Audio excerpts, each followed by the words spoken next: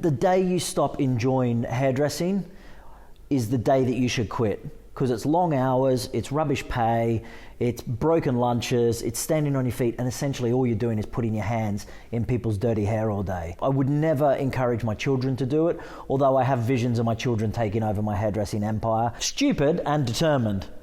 So a combination of both. Look at my hands cut open and bleeding from work. Welcome to building things with your hands in your head. I've always wanted to own my own salon and have a salon. It's always been a passion of mine since I was 16. It's just taken me this long to get there. People come in and they're like, we're so sorry, our hair looks terrible, or I haven't brushed my hair today, or my hair's this. It's like, that's what we do, and that's what we love to do. That's the short answer. Sorry, you got me rambling again.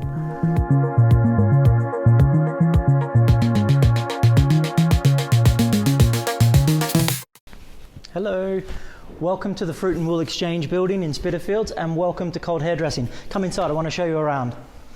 So this is the former Fruit and Wool Exchange building at Spitalfields Market, and it got recently renovated before COVID, and since then we've taken one of these units. It's a beautiful glass box on the corner as our East London hairdressing base for our salon. So I want to first show you the reception area, because this is obviously the first thing that you see when you come in. So this is our beautiful reception desk.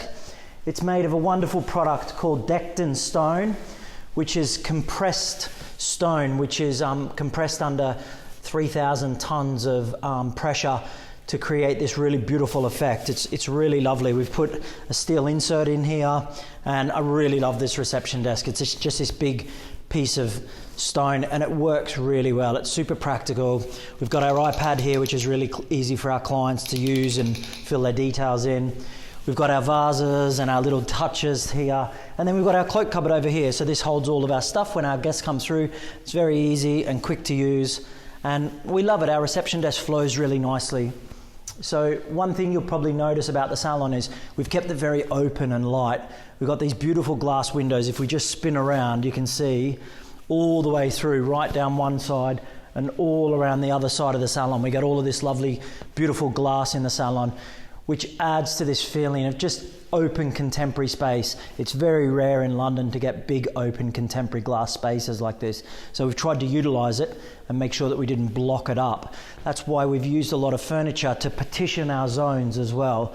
So you'll notice as we transition out of reception and into our lounge area, it still has a very open feel. We tried not to block it in with walls and block the ceiling. We kept the ceiling nice and open and high so that you get this sense of space. And I guess in London, space is really luxury. And I think also something about such a beautiful space means that you don't really want to go and spoil it by breaking it all up and breaking up the beautiful view and the beautiful glass. So as you flow through, we've got a lovely lounge area. Some of our details in our lounge, we've got beautiful sockets for clients and USB places for them to put their computers or their telephones if they have to work or do certain things throughout the day. So one way that we're a little bit different from other salons is when clients are having their hair coloured, after they've had their colour applied, we bring them off of the chairs and we allow them to come and sit and relax on the lounges. We've got lots of coffees and teas and juices. We make fresh juices on site here for our clients. Lots of different things, wine and champagne and lots of things like that. So our clients can have their menus. And also if they'd like, we can get them lunch from over at the Salad Project. We've partnered with the Salad Project. So if they're busy, they're working and they're here for a long colour and cutting service and treatments, we can get them their lunch. They can sit down, relax, eat while their colour's processing, and it just utilises the time effectively. So as we come through, you can see this is our cutting zone. So we've got these big workspaces that we work at, a big practical bench, which is really helpful in a salon situation for us to get the clients in front of the lights. We've got really, really beautiful German engineered lights in this salon. The temperature of the light here is slightly different from the light that comes down here. So when you're sitting in the chair, you get this really beautiful warm glow which is really flattering and feels really lovely. You don't feel washed out and pale, but at the same time we've got these really great task lights for us as professionals to make sure that we can see and work and do what we need to do in relation to getting our colours correct and getting our haircuts and our shapes correct with our cutting and our finishing. So these are our benches. We've got these lovely little pull-outs, a few little details that you might not have noticed. These lovely pull-outs where we can put all of our products. These are our colour benches, so we don't use things in here at the moment. But we colour here at this end of the salon, so it's a little bit tucked away for clients while they're having their colour. And up at the front, we do our cutting. So yeah, a few little touches, our earrings, if people want to put their earrings in something so they can take off expensive jewellery, or even if it's just some pearls or something that we don't want to get black tint on, or any peroxides or different powder lighteners or bleachers. We have to be a little bit careful. So we make sure that people's jewellery comes off, it's not spoiled, and we don't also lose it in the basins while we're shampooing. So come around here, I'll bring you around. We can go this way.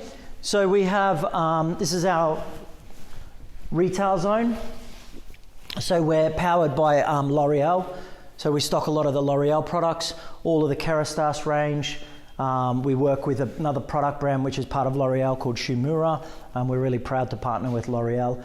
They're amazing. But yeah, we again just tried to keep the salon very open, very clean, and just to have a lovely contemporary feel. I've got a good idea. Let's go through to the basins and have a look at the basin area in the back.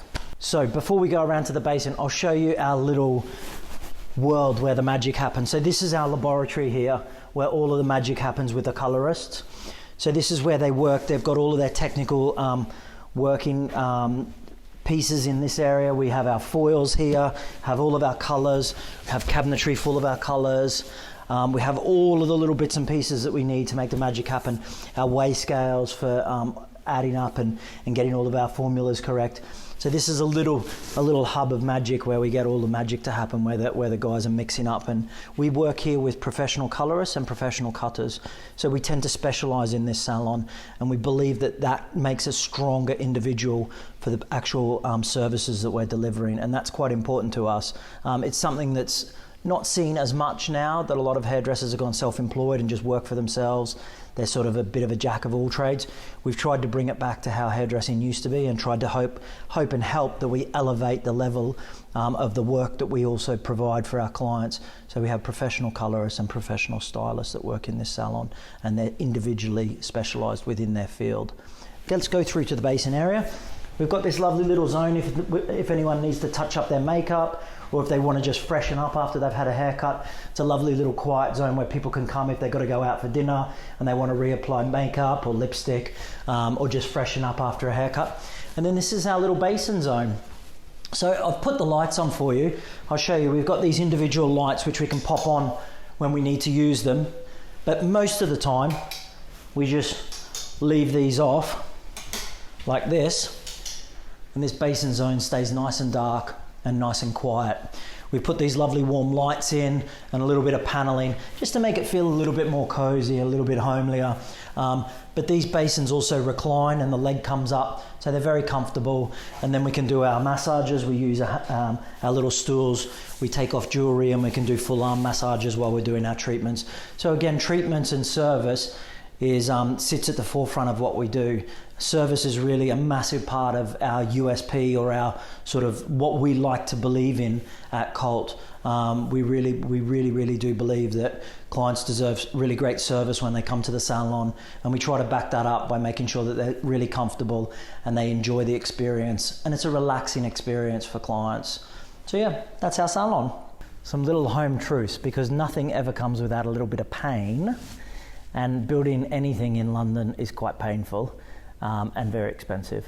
So one thing that was quite surprising was we ordered some tiles in April for the floor, which came from Italy. We were super excited because they said, we're going to give you the large tiles even though you've only paid for the smaller ones. So we got these beautiful big 120, 1.2 metre tiles by 1.2 metre tiles. Unfortunately, when they arrived from Italy, a week into the build, with the builders working desperately to finish before Christmas so we could start trading, a lot of them were cracked and they were the wrong colour, which was quite quite disappointing at the time. Fortunately, we turned it to our advantage. They replaced them and they gave us some extras so we could add some tiles into the bathroom, and we could put some on the walls in this area where clients were likely to scuff them or they were going to get kicked. And all in all, the colour is not too bad. It's a little bit different to how we saw it originally, but I guess nobody's really going to know. And we still did get the big tiles, so I guess every cloud has a silver lining. One other thing that was very interesting was when our beautiful bench came, the designers had really cleverly used the offcuts from the stone that we had, the Decton stone, to create the boxing around the base of the unit. And because of that, they managed to do it with just one piece. And the stone is actually very, very expensive to purchase. So by being able to use one piece, it meant we saved on having to buy two, which would have increased the price and not been possible. However, when the delivery guys delivered the stone, they dropped it and they smashed the reception desk. Fortunately, the insurance company and the delivery guys put their hands up to it and took the blame, and they put it through their insurance company. So it is actually going to get replaced. It's got a big crack through it. So they've glued it together for now, but it will get replaced. But it was quite ironic that the designer worked very hard to design it with just one piece, and we ended up having to get a second piece anyway. But you know, these are some of the things that do happen when you are building. The fire guy was here this morning because they accidentally missed one of the fire sprinkler heads when they built the colour laboratory. So over the top of the colour laboratory, there's actually meant to be a sprinkler head, and they've since realised that actually, because of that, it doesn't meet fire regulations. So they're coming back next Monday to fix that pretty quick. So these are just some of the problems that you face, and you have to just work through, and you just have to keep going. And, you know, we're nearly out the other side, and it's looking great. The salon's super busy. So if you're really interested, come down, have a look at the salon. It would be really lovely to see you and have a chat to you about your hair.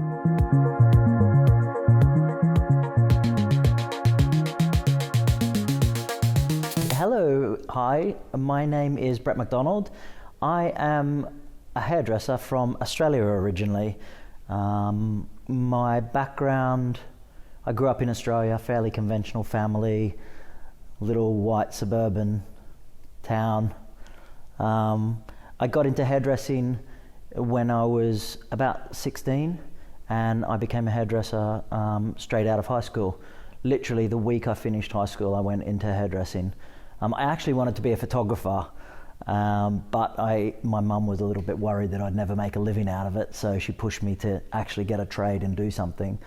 So yeah, that's sort of my starting point. And I became a hairdresser from the age of 16, and I think I just sort of struggled as a hairdresser for many years. It was very difficult for me to learn my trade and understand it, and I think that actually is the one thing that made me stick at it.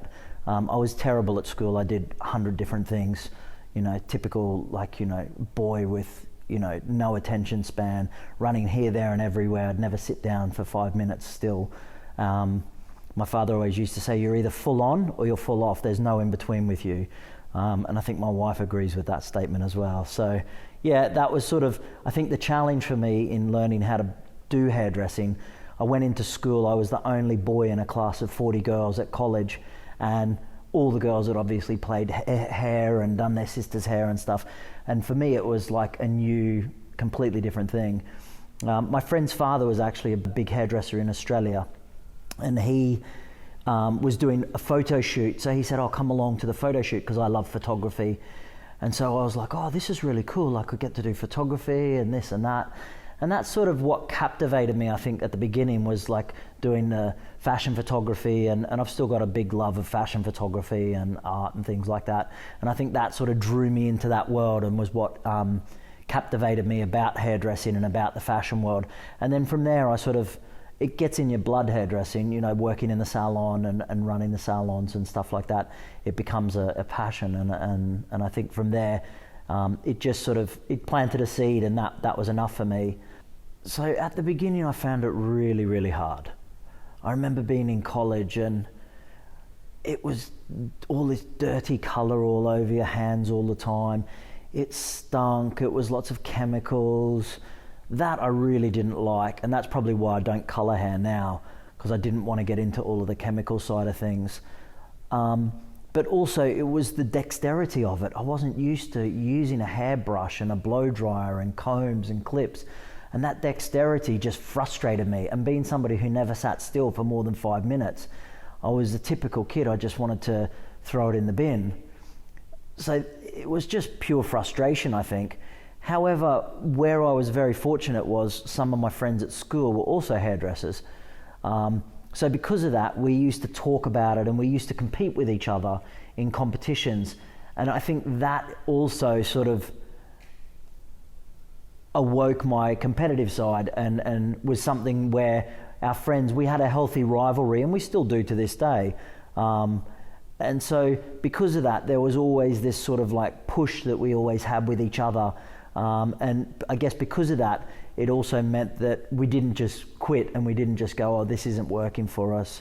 But yeah, just pure frustration at the beginning. I don't think my college teachers really thought I was very good, but I was a really hard worker. My father instilled a very strong work ethic in me, and fortunately, I believe that has been a major factor in being able to achieve something within my life, within the arts. I think the arts are incredibly hard to get something creative happening that you can use, you can afford to live on. It's incredibly difficult, and I have so much respect for anyone who's a creative, who's also making a living out of it. It means that they are so talented, and I think 80% of it is just sheer determination, I believe, yeah. So at about the age of 21, I won an award in Australia for, it's called New Creative Force, and it's for the whole of the Australian industry. It's a big award ceremony that they have every year where they announce the Australian Hairdresser of the Year. And it was at that ceremony that I was fortunate enough to win New Creative Force, or like new aspiring artist within Australia. And again, that was based around photography, and my passion for photography enabled me to photograph my work and present it in a way that was exciting and dynamic. And because of that, I won, which was really fortunate. And that was really a major sort of catalyst or sort of stepping off point for me.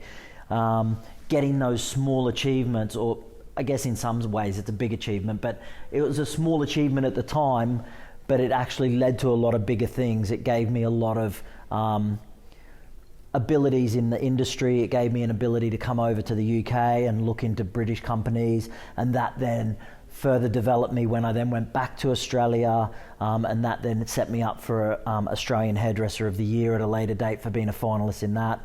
So that was a major sort of point at the end of my career, or at the end of my apprenticeship, if you like, as I got into my early stages of my work, that really sort of, I think, was a major stepping stone for me, if you like. And I think sometimes that's the hardest thing, I think, is getting those first feet on some solid stones that can push you up and get you moving along the path.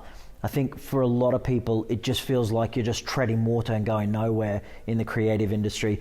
But fortunately, I was guided very early on, and I had a really good teacher. And with that, it gave me an ability to move up and step on those plates that gave me then an ability to rise in the industry quickly and achieve. What do I love about my job? Sometimes not much.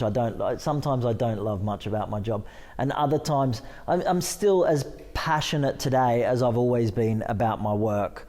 Like I say, the day you stop enjoying hairdressing is the day that you should quit, because it's long hours, it's rubbish pay, it's broken lunches, it's standing on your feet, and essentially all you're doing is putting your hands in people's dirty hair all day. It's not a great job. I would never encourage my children to do it, although I have visions of my children taking over my hairdressing empire. That's just a narcissist in me. But, I think, there's so many things. When I first started hairdressing, it was really weird when you work in an environment where there's mirrors all day. First and foremost, you think the mirrors are there for you to look at yourself. Yeah, and all you do is walk around the salon all day as a young 20-year-old, staring at yourself in the mirror. And I see it when apprentices and young people come into the salons. Then you think that the mirror is there so you can talk to somebody else, and you can talk to the client, and you can look at the client. And then you realize, actually, I can look through the mirrors and I can see everything that's going on in the salon, as well as talking to the clients while they're sitting there. So then you think it's a window to observe everything around you and to be involved in this environment. And it's only over time that you actually realize that the mirror's there for you to inspect your work and to get a better aperture on your work, a better visual interpretation of what you're actually creating. And through that, you learn that actually there's so much interrelationship between body language and people. When you have somebody sit in front of you all day, every hour of every day for your whole life, you learn to read people very quickly, and you learn to read a lot about body language. And what I've learned, and coming back full circle to the question we were talking about, which was obviously, what do I find, what inspires me, or what inspires me within hairdressing? To me, being able to make people happy is one of the nicest things that I've learned. Over the years, when I was a young hairdresser, I used to do whatever haircuts I wanted on people. And I was like, she's going to look amazing with this hair, she's got to wear it. And I would cut it, and she would hate it, and she would cry. And over the years, what I've learned is that making somebody see themselves in a way that they don't see themselves, or bringing out a personality trait in somebody, or bringing out the beauty that somebody has within them that they don't even see within themselves, is a really, really wonderful, wonderful tool that as hairdressers we actually get to use. And for me, there's something deeply moving and deeply I'm passionate about. There's a real sort of simplicity to it that's actually really lovely when you see somebody and they don't see the beauty in themselves the way that you see it, and you can unlock that, or you can give them a little glimpse of what you see about them. And we have a saying that everybody in life has one beautiful feature and one key feature in themselves, and it's about trying to find that beautiful part of somebody and bringing that to the front. And you'll be working in a salon, and you'll be cutting somebody's fringe, or you'll be working a shape, and the shape won't be working. And that you'll see the eyes are distant, they don't look at themselves, they're not particularly smiling. And then you change something on the face and you see their eyes light up in front of you. You see a little smile come across the face. You see a gentle warmth happen in that person. You can feel it amongst you. You can see them coming to, and in that moment, you know that they've seen what you see. And in that moment, you can see how happy they are and how pleased they are. And it can also run the other way. You can be doing somebody's hair and you can have this magical thing happening, and then you can accidentally cut the hair too short. We're human, we make errors as well. It's natural. And it's learning as well. And you can see as soon as you do that, the way that the body language changes and the way that people then close back down again. And it's about trying to minimize those situations and maximize the really wonderful situations that is a big part of what makes our day-to-day work really enjoyable and really fascinating. And beyond that, I also work in an educational realm as well. And that's about giving long-term development to people where they've got something because somebody gave it to me. As I said earlier, I was fortunate that I was guided by good hands and a good mind in a master. And there's something I still think very sort of basic about that within human nature. I look for that in lots of different things, and I hear it from lots of different people in lots of different avenues of work, whether they're in beauty or skin or whatever it may be, medicine, anything. People still look for great leaders that they can learn from, and then they in turn emulate that in themselves, that they then aspire to be somebody who can create great talent or can help bring young people or people out of their shells and give them something that they have for life then as well. And I think that's probably the only reason why maybe I'd like to see my boys and my children go into hairdressing, is to be able to give them that gift to be able to take forward in life and then pass that on again. That's quite special, I think, as well. It's very moving. Very moving. Very moving.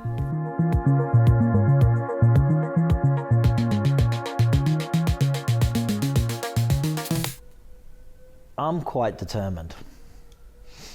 I'm quite a determined person. My wife says she's never met anyone as determined as me.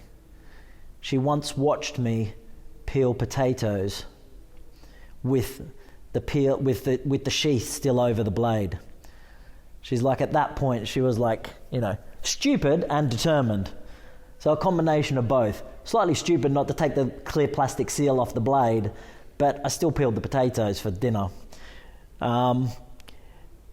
Again, I think it goes back to my father. My father achieved a lot in his life. And it's funny, when I had children and I said I remember my brother saying to me, we were talking about our father, and he said something about, oh yeah, Dad's always seen me as a disappointment. I've always been a failure to Dad. He's always seen me as a failure. And I said, and I'd had a son by then, and I said to my younger brother, I said, you don't see your children as a failure, you just see the potential in them. And I guess having to look up to somebody who's like that, who raises you like that, but also at the same time who's incredibly driven and is incredibly hardworking, still to this day works 7 days a week, 12 hours a day. He's completely retired. He doesn't have to work. He chooses to out of fun and enjoyment for life. But that was the environment that I was raised in. That was the family that I was raised in. And I think that in itself just instilled in me. And we all have it. My sister has it, my brother has it, and I have it. And we see it in our children as well, which is quite ironic. Some of our children take after us more than perhaps our wives or our husbands. And we say, oh, they've got that trait, that same trait that comes through, and it comes through our family line. So I think there's that. It plays a big part in our achievement and our determination for getting what we want out of life and doing something with life as well. I think one of the biggest challenges is crossing out of the creative sphere into a more business, finance sphere to make your dreams become a reality. Obviously I could easily stay working in a salon, but I always wanted more for myself. I always had that determination and that drive to achieve more. I was always brought up to believe in that. I always, from a young age, was encouraged to read books that inspired that in me as a young man. Those sort of things were in my family. My mum has a degree in child psychology. As I mentioned, my father's incredibly driven and determined. So we were raised that way. But I was raised that you could do anything. You can do whatever you set your mind to. But what I'm not very good at, because for years I've always honed my skills at being creative within the hairdressing sphere, was being able to also balance that with the side of business. So I find it really difficult to sit down and do paperwork, and I find it incredibly exhaustive working on that side of the business. I guess for me, I found it very frustrating working for other people. I'm a bit of a perfectionist, and ironically I see it in my children as well, and it drives my wife crazy. It can actually drive you a little bit nuts if you don't deal with it in the right way. But I've learnt to manage that side of my personality and myself, because perfection is impossible, obviously. But working for other people was very frustrating. I think I always had an understanding, and I knew that I would never ever quit until I achieved my goals. But I think I also realized that there was a means to an end. And if it was working to get where I needed to go, I was willing to make the sacrifice. And I also tried to use that time as an ability to put a mental check through. So when I came to doing my own business, I took everything that I'd liked and I'd enjoyed about every single company that I worked in, and I tried to implement it into my business. And then I took everything that I didn't like about the way that I was either treated by employees, or the way that they treated the salon or clients, and how clients were treated, and I tried to make sure that none of that happens in my business. So again, I tried to use it almost as a mental checklist. Okay, this is, as much as this is a necessity for now until I get my goals, use it and learn what I can, and it doesn't all need to always be good. Sometimes there's negative things that you don't like, but also what's really ironic is as you look back, some companies that you thought actually at the time weren't great places to work, in hindsight now, I actually think they weren't too bad. It was my immaturity and my misunderstanding of the bigger picture and having some experience myself about setting up a business that actually now makes me realize actually they weren't bad businesses and they weren't bad bosses. Perhaps they didn't come across in the right way, but that didn't mean that they had the wrong intentions. So yeah, these sort of things I tried to always keep in mind. So again, yeah, I had a really mental checklist of things that I did and didn't like about where I'd worked before, and then I tried to implement them into my business.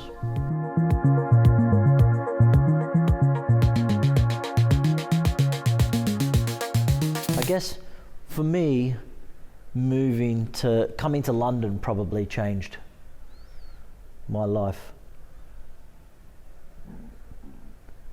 completely. I remember writing an article for a hairdressing magazine, and they were asking me lots of questions, and they said, what's one piece of advice you'd give to a young, inspiring international educator who wants to do what you do around the world? And I said, be careful what you wish for, because yes, you have to work hard. In the creative world, you have to work. That just goes without saying. You've got to have a strong work ethic. You've got to be determined. You've got to be creative, and creativity I think can be learned. But you've got to push yourself constantly if you want to achieve in the creative sphere. But what you don't realize is the sacrifice that you might have to make. And I always wanted to be an international hairdresser, but that meant being in London, that meant working out of London. And what you don't realize until you get into it and you're 30 or 40 and you're down the line is that actually you don't have your parents around the corner or next door to you to drop in, have a cup of tea, share a Sunday lunch with them, or, enjoy time with them. So that's the hardest thing, what you have to give up for it. I don't think moving to London changed me as a person. I think I came when I was 21. So I think it shaped me as a person. Would I be different if I stayed in Brisbane, Australia? Yeah. There was a period in my life when I was thinking about moving to the coast in Brisbane, buying a dog and slowing down in my mid-20s or my late 20s. And I was like, no, I'm moving back to London. So I think that, but it shaped me in that way. Would I be different if I lived in Australia? Probably, yeah, in some ways, fundamentally, I guess. I don't really have a life. This is my life, this is my passion, this is my work, this is my family, this is my business, this is me, I don't really have anything else, which sounds a bit sad. Look, I do some martial arts when I have the energy or when I'm not like opening a salon. I have passions. It's a balance between family. That is the hardest thing, particularly now that I've got young boys at home. That sucks, not being around. But I find a way. I get up in the morning and I spend time with my son and I feed him and I help dress him and I enjoy time with him like that. And on a Monday we have time together when the salon's shut. I try and spend the day with him. No matter what it is, we're together for that day. We might go to the pool, we might have to run some chores and go up to the factory where they're building furniture for the salon or something, but I'll take him with me and make sure that he's involved and try to be there for him as a father as well and get him to understand the world as well and interact. I try to, go out to the forest as well. We live on the edge of Epping Forest, so I try to find time to go to the forest, either with my son on the way to take him to school or on the weekends or when I've got some time. So yeah, I do a little bit of that sort of stuff. But at the moment, there's obviously a lot of time that's needed in the salon. So that's really where all of my energy's going at the moment. Like I mentioned, I've always wanted to own my own salon and have a salon. It's always been a passion of mine since I was 16. It's just taken me this long to get there. So, I looked around. I've looked at various different places. Everywhere I've been in the world, I've had visions of possibly putting a salon there, in Sydney, in Brisbane, in London, in Fitzrovia, in Marylebone, in Mayfair, in South Kensington, all over. I've always thought, this would be a great spot for a salon. I've always thought about where there's an opportunity, what could work. So I had put an offer in on a salon in West London, in South Kensington, actually near the French school in South Kensington, near the church there. And it had all fallen apart. It wasn't a great deal. My agent, who's one of my clients, said, don't go into it. You won't have control over the lease in a couple of years' time. It could get very expensive, and you can't control what the landlord could possibly ask for in rent in a couple of years. So it was a bit of a non-starter, which was why it was such a good deal and we could afford it. But my friend at the time said, have you thought about looking east? He was like, there's a lot more warehouses in East London and you get a lot more for your money. The problem was, when we were in West London, we were looking at places and they were quite small. They were on 2 floors, the ceilings were low, and it was like, just felt really uncomfortable and created a lot of pinch points. From an operational point of view, it becomes like quite difficult to manage the flow of the business when you're at capacity and you're working. And these are, again, things that I'd learnt over the years of working in salons and being in hairdressing salons since I was a young hairdresser. And I looked at a few different warehouse lofts around here in East London. And actually, the more I looked at East London, the more I liked it. I knew East London really well, so maybe that was why originally I didn't think about doing it. But actually, what I realised was a lot of the salons in East London aren't very premium salons. A lot of the salons don't have that sort of same calibre of hairdressers working for them and that same sort of service that I like and that I'm used to from working in salons. So that was why East London was actually like a bit of an open market for us in some ways. We thought, actually, there's some potential here. So in some ways, you talk yourself into the reasons why it can work, don't you? We always find a reason why it can't work, or we always find a reason why it can work. We found a reason why it could work, and we told ourselves it would, so we just make it happen. We're still not sure whether that's the answer yet, but anyway.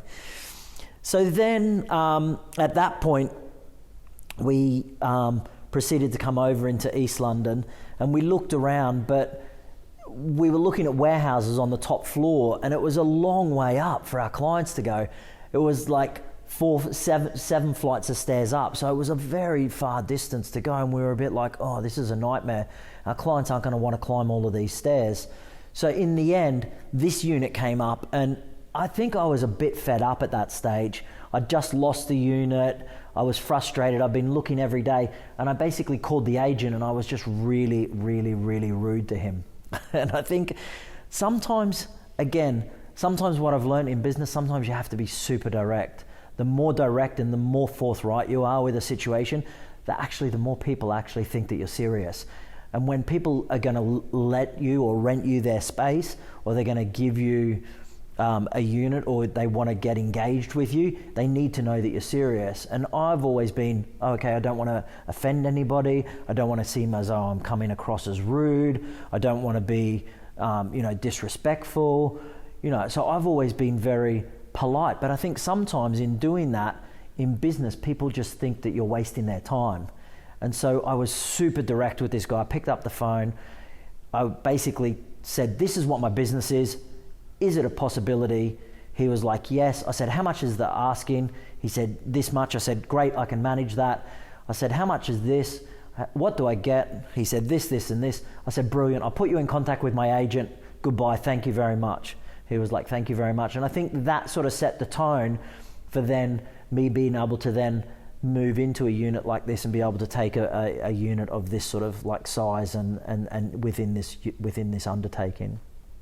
So I think being direct and being really straightforward about what you want and what you're aiming to achieve actually, in some ways, it feels very disrespectful and counterproductive to the way that you want to do business, because you don't want to burn bridges and upset people in business. But actually, sometimes you just have to get on with it and just get it going and just make it happen. And that's sort of how it came to be.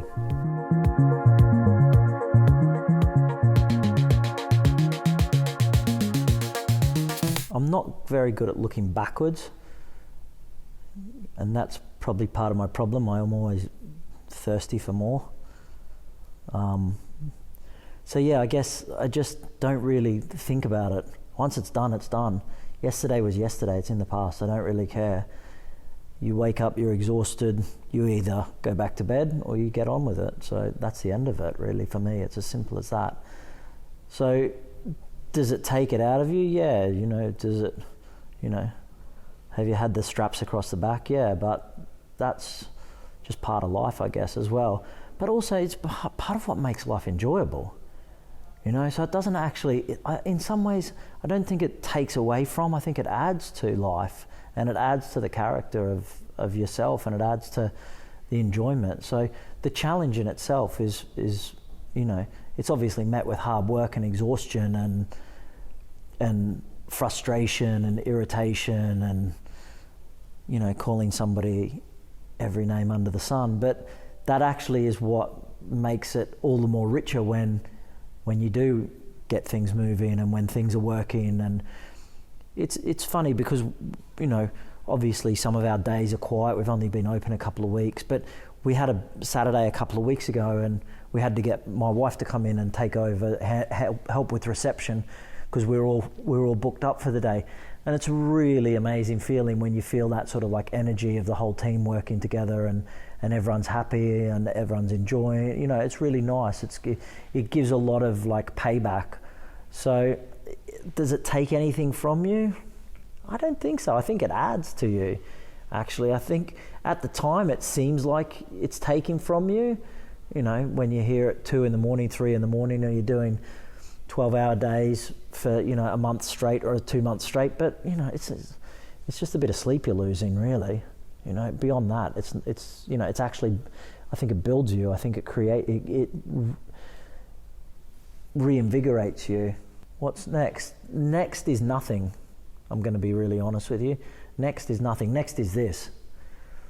I've still got half a house to renovate, so that's going to be next, actually. So that's my next project. I said once I've got this boxed off, I'll turn my attention back to the house and come full circle on my home and try and push on with some of it and get some more of it boxed off. But yeah, now is just settling in. I've got 2 young kids. I want to put 10 years of my life into the business and see this business flourish. I want to see every chair in the salon full with clients and a really great team of people around me and beside me working and enjoying their work and being proud to work here and enjoying their clients. And I want to create a great salon space that's synonymous with fantastic hairdressing and quality hairdressing in East London. So that's sort of what's next for me, creating that. It's one thing to build a salon, it's another thing to fill it and turn it into like a successful business. And that's now the real task now starts is getting a great team of people. I've got cool guys, my team's amazing that I've already got, but it's getting more people and getting the right people involved and making sure that the energy stays positive and doesn't become toxic. Because again, going back to what I said before, I've worked in environments where they've created a toxic energy, and that's not something that I ever want to create within our business. So making sure that we've got that sort of positive people that are learning, seeing my team grow and building my team, that's actually more exciting to me. There's a guy who's quite a famous hairdresser. He actually just passed away. His name's Trevor Sorby, and he's famous for building a lot of famous hairdressers. He built Angelo Seminaro, Eugene Solomon, Guido Paolo, Brooks and Brooks, Antoinette Bendez, who heads up Aveda. He's created some of the biggest names in our industry, and for me, that's somebody that I'm inspired by as a hairdresser. He's a hairdresser in his own right, but he was always very good at like being able to pass the baton, if you like, and pass the torch on to young hairdressers and other hairdressers. And that's something that I'm sort of would love to be able to do. You know, I'd love to see Sam as a colorist, like, you know, become like British Colorist of the Year is one of my ambitions for him. He's probably going to hate me for trying to make him do it, but you know, like I want to see, you know, Francesco. I just sat on the couch a couple of days ago with Francesco, and we had a conversation about areas that were weak in his work that he was pushing back on me when we were doing some training. And I said, you know, this is a weakness. You need to get it out of your training. I see it, and I want you to get better.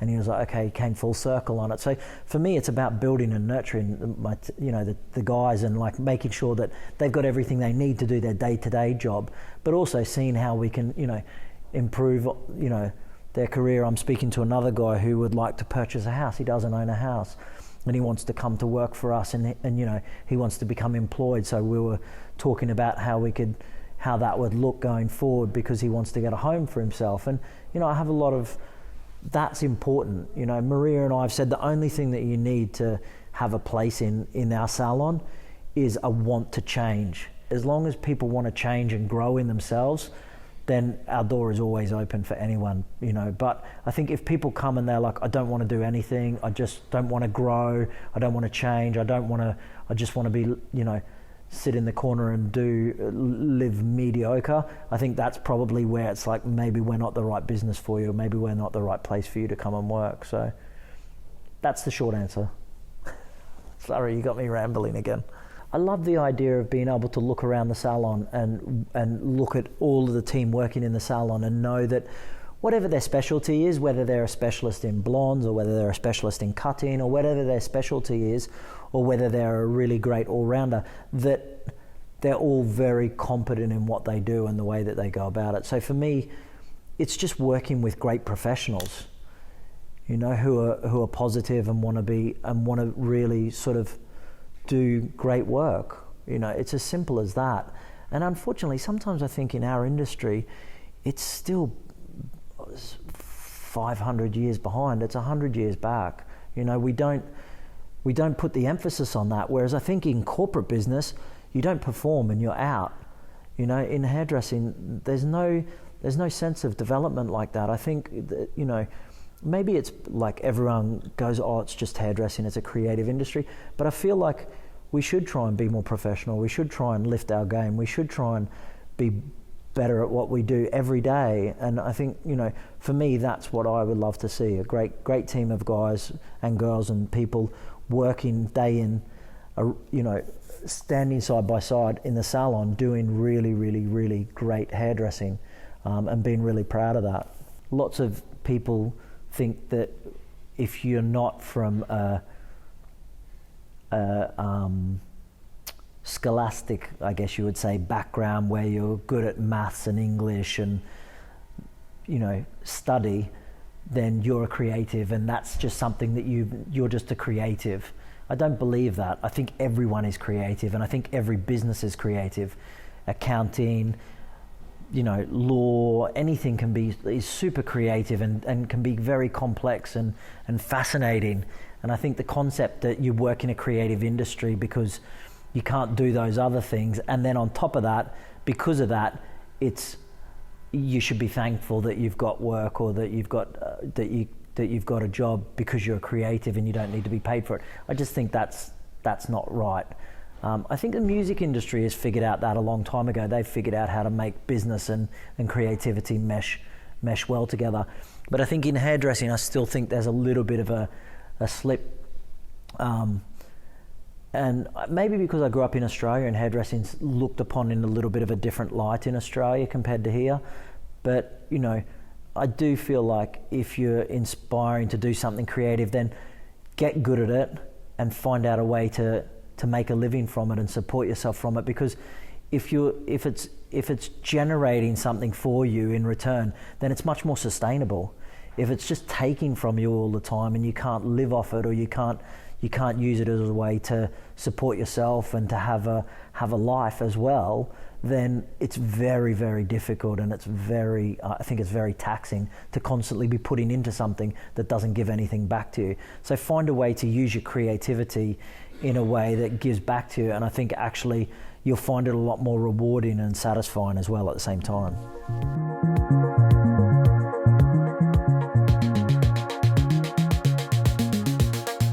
If you're interested, follow us on social. Is always a good way to keep in touch with what we're doing. By all means, come and sit and have a glass of wine and have a chat to us if you want to talk about hair. We're always here. We're always, really want to support people. That sounds like such a naff way of describing it. Support people. We're here if you need us. We're here to do great hair. We love doing amazing hair. People come in and they're like, we're so sorry, our hair looks terrible, or I haven't brushed my hair today, or my hair's this. It's like, that's what we do, and that's what we love to do. So, come and say hi, and we can always help you out maybe. Thank you for watching this video. And if you would like to find Cult Hairdressing, we are right next to Spitalfields Market in the London Fruit and Wool Exchange building at Liverpool Street Station. Less than 5 minutes from Liverpool Street. Come and say hi, and if you've got any hair cares or concerns or questions, we would love to have a chat with you. Otherwise, follow us on our socials, and thank you very much again. Thank you.